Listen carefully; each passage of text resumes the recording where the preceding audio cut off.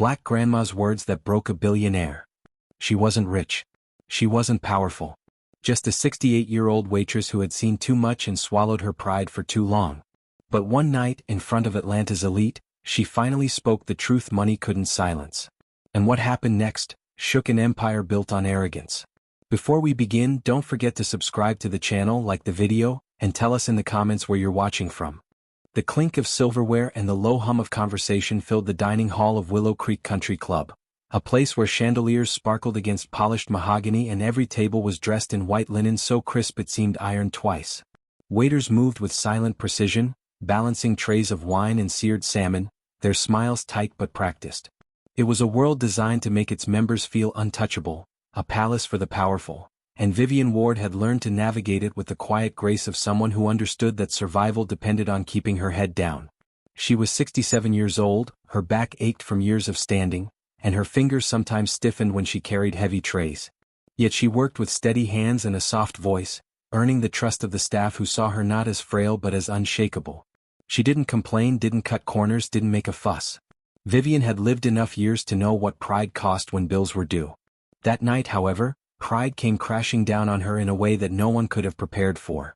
Chase Whitmore had arrived just after 7 with a small entourage, 2 friends in their late 20s laughing too loud, their polo collars popped as if their arrogance needed extra height.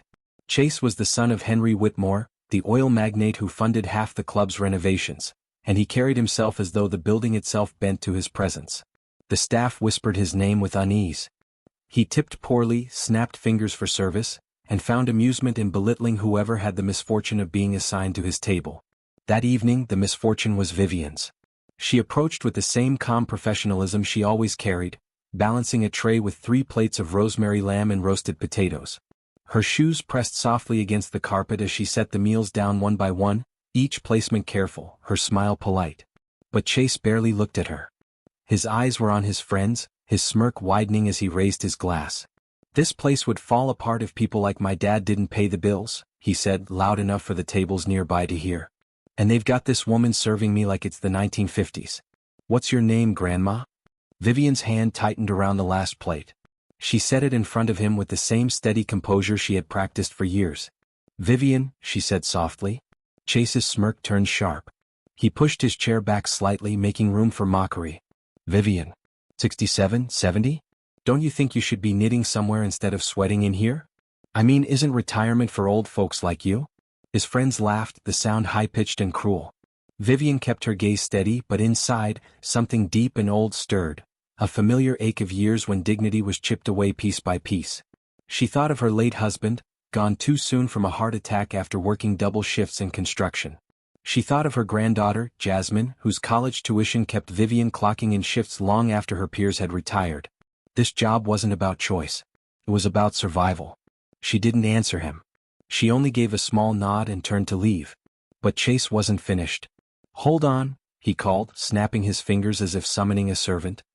He picked up his fork, examined the lamb and then, without warning, lifted the entire plate and dropped it onto the floor. The porcelain shattered with a sharp crack that cut through the dining room chatter. Pieces scattered across the carpet, potatoes rolling under neighboring tables. Gasps broke out around the room. Forks froze midair. A couple at the next table exchanged stunned looks. The maitre d' stiffened near the bar but didn't move forward. Nobody ever crossed a Whitmore. Chase leaned back in his chair, his grin stretching wide. "Oops. Butterfingers. You'll clean that up, won't you, Vivian?" For a heartbeat, the room held its breath. Vivian looked at the plate, the splinters of porcelain shining under the chandelier like broken teeth. She could have bent down, collected the pieces and walked away. That was what most would expect. An older black woman bowing her head before the power of wealth and entitlement. That was how the system worked here. Those with money commanded, those without obeyed. But something inside her refused. Slowly she bent down, but not in defeat. Her movements were steady, deliberate, her hands gathering the shards without a tremor. When she stood, she placed the plate neatly back on the table in front of Chase. Her eyes met his, dark and unwavering. Her voice carried across the room, sharper than crystal breaking. "You may have all the money in the world, Mr. Whitmore, but you cannot buy respect. Not mine." The silence that followed was heavier than any shout. Conversations died. A wine glass clinked faintly against marble as someone set it down too fast. All eyes fixed on the 67-year-old woman who dared speak to the heir of Willow Creek's empire as though he were just another man. Chase's mouth fell open. He had expected fear, maybe anger, but not this calm defiance that made him feel smaller than the woman he had tried to humiliate. His friends shifted uncomfortably in their seats. The laughter that had filled the air moments before had curdled into unease. Vivian didn't flinch. Her stance was firm, her shoulders squared with the kind of dignity that no paycheck could strip away. "You think throwing food makes you powerful?" she asked, her voice even, steady, but laced with years of swallowed indignities. "It only shows the kind of man you are when no one tells you no." The words pierced the silence like glass underfoot. At a table near the bar, a young woman whispered, "Did she really just say that?" Phones appeared, cameras tilted discreetly toward the confrontation. The maitre d' still did not move. The staff had been warned too many times. The Whitmores were untouchable. Chase leaned forward, his voice low, trying to claw back control. "Do you have any idea who you're talking to?" "Yes," Vivian replied without blinking. "I'm talking to a spoiled boy who mistakes money for character." The words landed with devastating precision. The dining room shifted. Diners who had been passive observers now found themselves silently rooting for her. They didn't cheer, didn't clap, but their stillness, their eyes fixed on Vivian, carried unspoken solidarity. Chase's smirk faltered. "You'll regret that," he spat, though his voice cracked just slightly. "Maybe," Vivian said calmly. "But at least I'll be able to look in the mirror tomorrow." The weight of her words seemed to hang in the air, pressing down on every table, every diner, every silent witness. For the first time in his privileged life, Chase Whitmore was not the one in control. The room that had always bent to his presence now bent toward hers. Vivian turned, leaving the plate in front of him as though daring him to try again. The dining hall remained hushed, the power dynamic forever altered. And in the corner, a phone camera captured every second, a shaky lens recording the moment when an elderly black woman reminded a billionaire's son that respect was priceless. By the time Vivian walked back into the kitchen, the storm had already begun. By the time dawn crept over Atlanta, Georgia, the video had already crossed 2 million views. What began as a grainy 30-second clip uploaded by a college student dining near the Whitmore's table had erupted into a tidal wave. The clip caught the sound of porcelain shattering, the hush that followed, and then Vivian's voice cutting through the air with unshakable calm. "You may have all the money in the world, Mr. Whitmore, but you cannot buy respect. Not mine." The caption beneath it read simply, "Elderly waitress schools billionaire's son after being humiliated." The world didn't need context. The world saw enough in that moment. The arrogance of Chase Whitmore, the dignity of a 67-year-old woman refusing to bend. Comments flooded the video. "She spoke for all of us who ever had to bite our tongues at work. Give this woman a raise. Money doesn't buy class." By 7 a.m., hashtags trended across platforms. Hashtag respect can't be bought, hashtag Vivian speaks, and the most damning, hashtag boycott Whitmore. Inside her modest 2-bedroom apartment, Vivian hadn't even looked at her phone yet. She sat at the kitchen table, her hands wrapped around a chipped mug of coffee, steam curling in the air. Outside her window, traffic thickened along Lancaster Road, buses screeching as they stopped for workers heading into downtown. Her granddaughter Jasmine's laughter echoed faintly from the next room, where she sat in her pajamas scrolling through her tablet. "Grandma, you're on TikTok," Jasmine called, her voice a mixture of excitement and disbelief. "Like, everywhere." Vivian frowned. "What do you mean, everywhere?" Jasmine ran in, tablet clutched to her chest. Look at this." She pressed play. Vivian saw herself on the screen, standing straight in the glittering dining hall, telling Chase Whitmore the words she had not rehearsed but felt in her bones. Her chest tightened. She had not spoken for an audience. She had spoken because she had been pushed too far. Yet now her face, her voice, her moment belonged to millions. "Grandma, people love you." Jasmine grinned. "They're calling you a hero." Vivian shook her head, her heart uneasy. Hero? She hadn't been brave. She had just refused to be broken one more time. But the internet didn't care about nuance. Across the city, Chase Whitmore sat in his father's penthouse, a glass of bourbon sweating in his hand though it was barely past breakfast.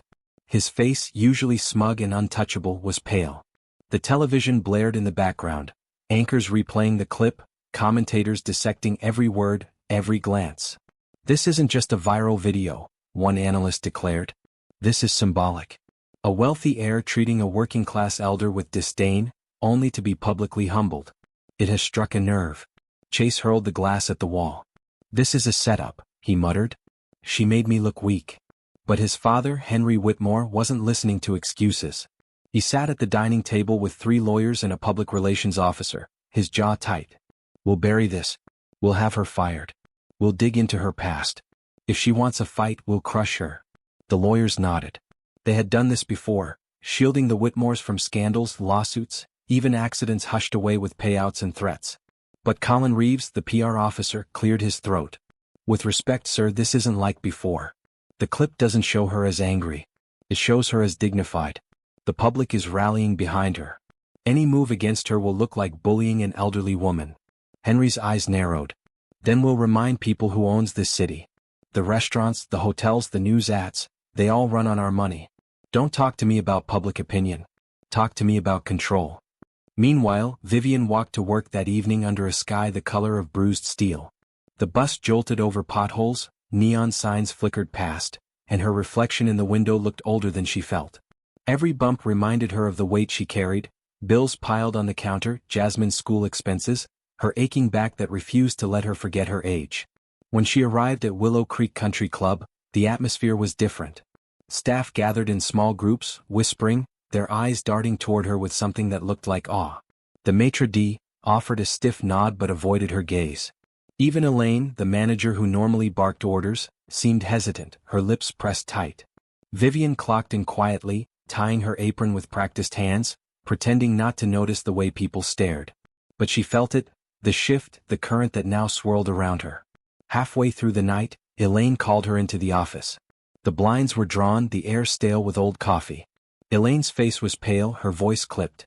We've received calls. Reporters. News stations. They're camped outside.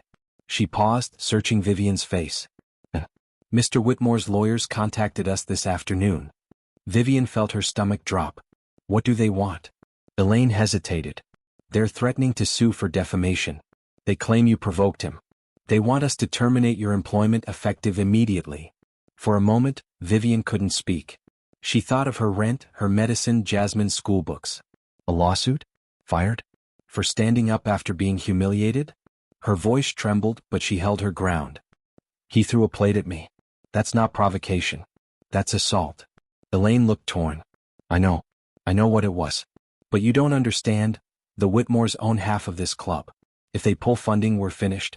And if they sue, she trailed off. The truth landed heavy. This wasn't about right or wrong. It was about money, power, influence.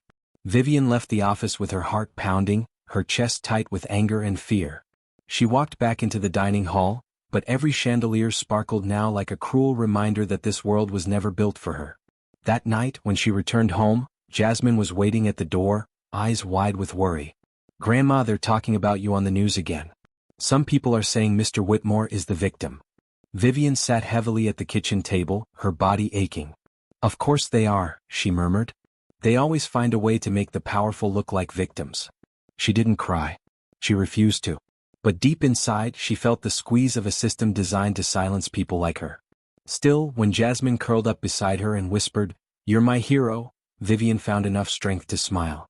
Because even as the storm closed in, she knew she had spoken a truth that could not be unsaid. And what she did not yet realize was that the world wasn't finished listening. The internet, the media, and even strangers she'd never met were preparing to take her side. But the Whitmores were preparing too, and they would not let an elderly waitress undo them without a fight. The battle lines had been drawn. The following morning, the Atlanta, Georgia skyline gleamed with deceptive calm. Skyscrapers stretched toward the pale blue sky as if untouched by the chaos unraveling below. Newspapers stacked on corner stands carried Vivian's face above bold headlines, "Waitress stands tall against Whitmore heir," and "Respect over riches. A viral moment shakes Atlanta elite." But tucked deeper into those same papers, smaller columns told a different story. Anonymous sources claimed Vivian Monroe had a history of insubordination, that she was combative with patrons, and had been previously reprimanded. Another article whispered about financial troubles, unpaid medical bills, and even a decades-old eviction record. By noon, television hosts debated whether Vivian was truly a symbol of dignity, or a bitter woman exploiting her 15 minutes of fame. Vivian sat on the edge of her worn sofa, the old springs digging into her back, her trembling hands clutching the newspaper Jasmine had brought in from the stoop. She stared at her own face on the front page, then at the accusations buried inside. Her chest tightened as though a vice pressed against her ribs.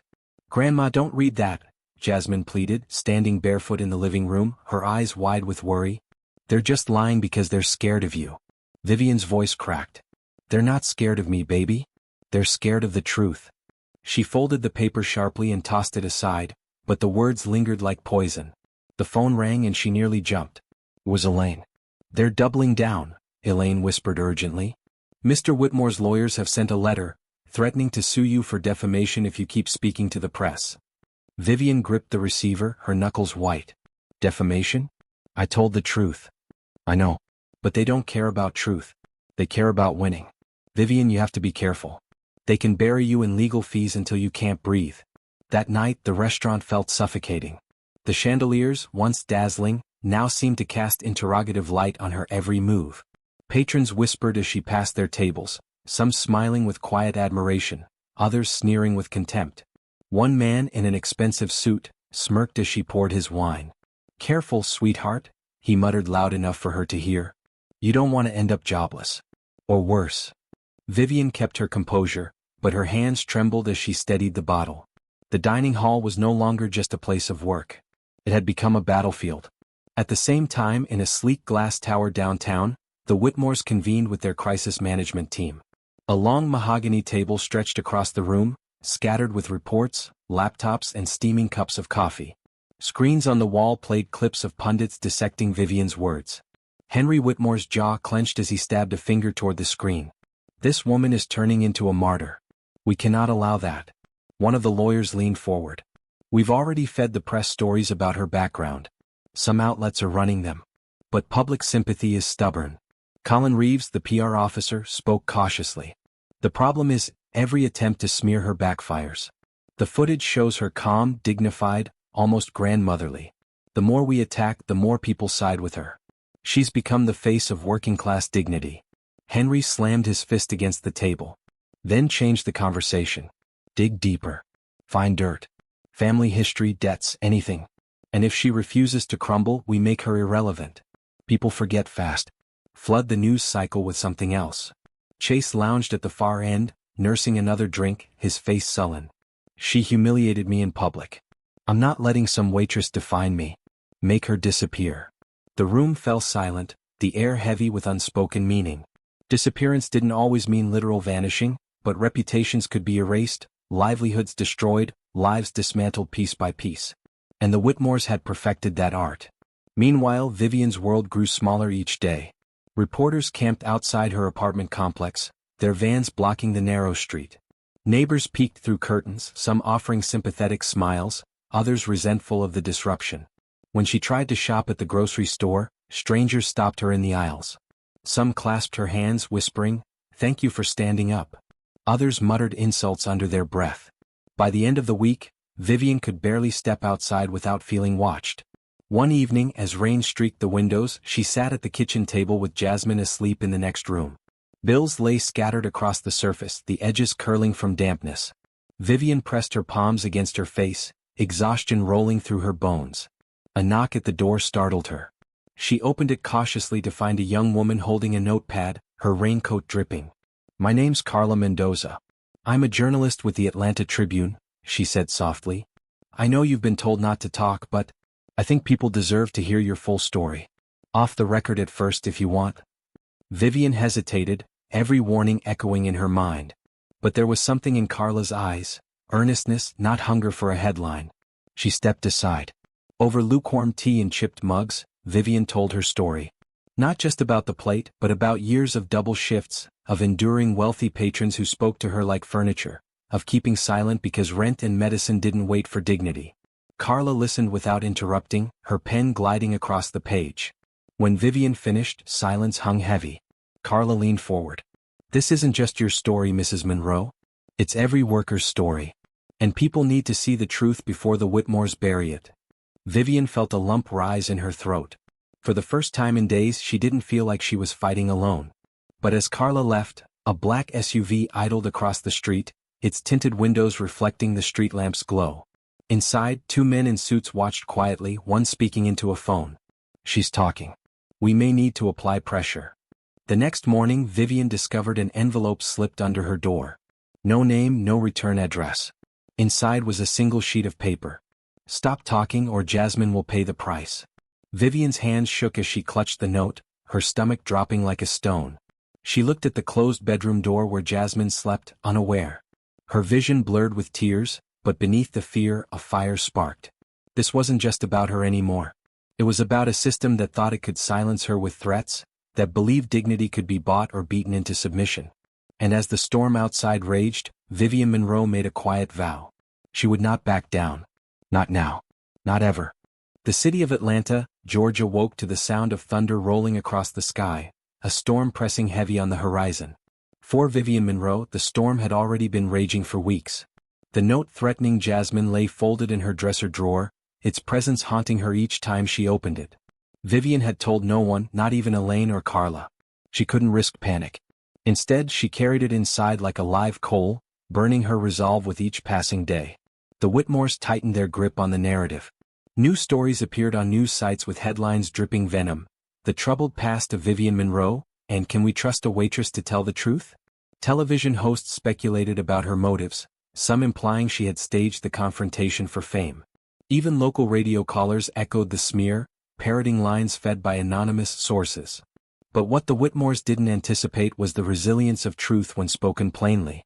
Carla's article hit the press one Friday morning under the headline, "Respect Cannot Be Bought, The Untold Story of Vivian Monroe." It painted a portrait of a 68-year-old grandmother who had sacrificed her dreams to raise her family, who had endured indignities with grace, and who had spoken words that resonated far beyond the walls of a restaurant. The article was detailed, raw, and powerful. Carla included Vivian's quotes, her backstory, her sacrifices, and even the threats she had faced, without revealing Jasmine's name. Within hours, it went viral. Social media platforms lit up with hashtags.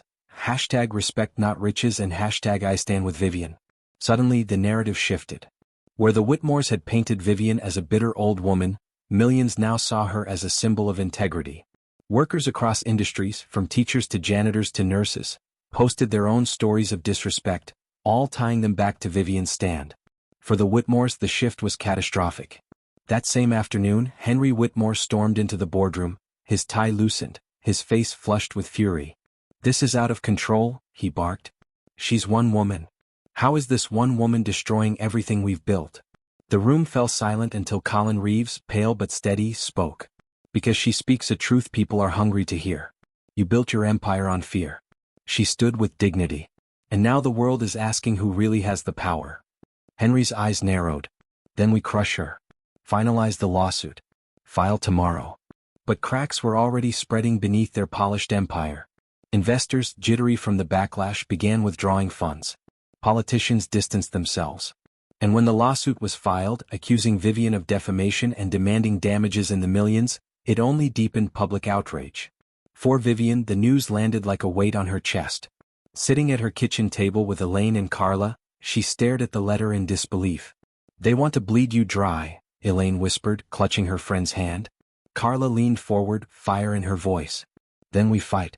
We'll expose every dirty tactic, every lie. The people are already behind you. They won't let this stand." The trial became national news. Crowds gathered outside the courthouse holding signs, "Respect over money," and "We are Vivian." Inside, under the sterile glare of fluorescent lights, Vivian sat at the defense table, her modest dress pressed, her hands folded in her lap. Chase Whitmore sat opposite her, smug in a tailored suit, his father looming behind him like a shadow. The Whitmores' attorneys painted Vivian as opportunistic, unstable, even dangerous. They dredged up her eviction, her unpaid bills, her struggles as proof she could not be trusted. But when it was Vivian's turn, she rose slowly, her back straight despite the weight of the moment. Her voice trembled at first, but steadied as she spoke. "I am not a perfect woman," she said, her eyes sweeping across the jury. "I've worked hard all my life. I've cleaned other people's messes. I've carried trays until my arms ached and my feet swelled. I've gone without so my family could have enough. And yes, I've struggled. I've been broke. I've been tired. But none of that changes the truth. Respect is not for sale. Not for me. Not for anyone." The courtroom sat in silence, every word sinking like a stone into water. Even the judge's gavel, when it finally struck, seemed subdued. Outside, the speech was replayed across television screens and phones across the nation. Workers wiped tears from their eyes watching her stand in that courtroom, her dignity unshaken in the face of wealth and power. By the trial's end, the jury took only 3 hours to deliberate. Their verdict was clear. Vivian Monroe had spoken truth. The Whitmores' lawsuit was dismissed. Instead, the judge ordered them to pay all of Vivian's legal fees, citing the case as an abuse of power. The courthouse erupted in cheers as Vivian stepped onto the steps, the autumn wind lifting strands of her silver hair. Jasmine clutched her arm, smiling proudly. Reporters shoved microphones forward, but Vivian lifted her hand. "I don't want to be famous," she said firmly. "I don't want money or attention. All I ever wanted was respect. And I hope everyone who watched what happened understands this. Dignity cannot be bought, stolen, or threatened away. It belongs to each of us. Hold on to it. No matter what." The crowd roared, chants of her name echoing against the courthouse walls. Back in their penthouse, the Whitmores watched in stunned silence. For once, money had failed them. Power had failed them. And in their defeat, they realized something far more dangerous than financial loss. They had awakened a voice that could not be silenced. In the weeks that followed, Vivian returned to work at the restaurant. Not as a symbol or a headline, but simply as herself. Customers treated her differently now, with respect, with gratitude. Her coworkers walked taller, inspired by her courage. Even strangers who passed her on the street smiled, whispering her words back to her, "Respect is not for sale." Vivian knew her life would never be the same. But she also knew this: justice had been served. Not just for her, but for everyone who had ever been told their dignity was worthless. As the storm clouds broke and sunlight poured over Atlanta, Vivian Monroe carried her tray with steady hands and a quiet smile. The fight had scarred her, but it had not broken her. She had shown the world that even in her late 60s, even as a grandmother with little more than grit and faith, she could stand against giants. And win. And maybe that was the lesson her story would leave behind. True power does not come from wealth or status. It comes from the courage to demand respect, no matter the cost. If you've stayed with this story until now, thank you from the bottom of my heart. It means you value stories about dignity, courage, and the fight for justice. I'd love to hear your thoughts. What would you have done in Vivian's shoes? Do you think respect has lost its place in our society, or can we still reclaim it? Drop your answers in the comments below. I read every single one. And if this story moved you, don't forget to hit that like button, share it with a friend who needs to hear it, and subscribe for more powerful stories that remind us who we are and what we're worth. Because respect isn't just a word. It's the foundation of humanity. And together we can make sure it never goes out of style.